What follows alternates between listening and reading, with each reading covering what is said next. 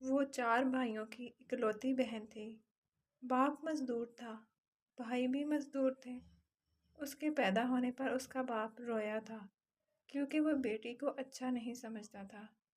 بھائیوں نے مل کر اس کی شادی ایک مزدور کے ساتھ کر دی۔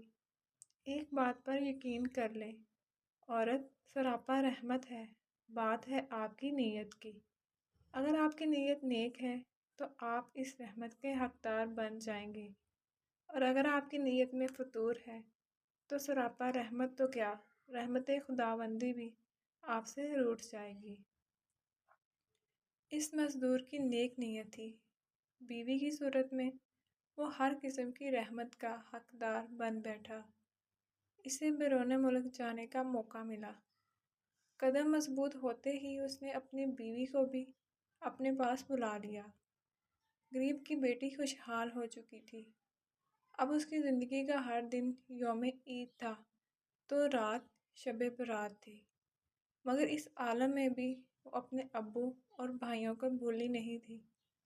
پردیس میں 2 برس گزر چکے تھے۔ ایک دن اسے اپنے ابو اور بھائیوں کی یاد نے تڑپایا۔ شوہر نے اس کی خواہش کا احترام کیا۔ اب وہ وطن واپس لوٹ رہی تھی۔ اس نے اپنی واپسی کی کسی کو اطلاع نہیں دی تھی۔ وہ اپنے گھر پہنچ کر اچانک سب کو خوشی دینا چاہتی تھی، خوشی پانا چاہتی تھی۔ وطن پہنچ کر وہ سب سے پہلے اپنی امی کے پاس گئی۔ امی شہر خاموشہ میں اپنی نیند کے مزے لے رہی تھیں، مگر وہ جانتی تھی کہ اس کی آمد پر امی کو سکون ضرور ملا ہوگا۔ اب وہ اپنے گھر پہنچی۔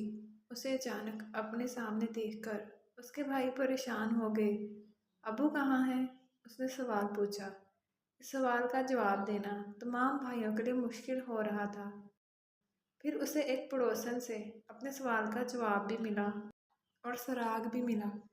نالائق بیٹوں نے اپنے باپ کو گھر سے نکال دیا تھا، اور اب اس کا باپ ایک جھونپڑی میں اپنی زندگی کے دن پورے کر رہا تھا۔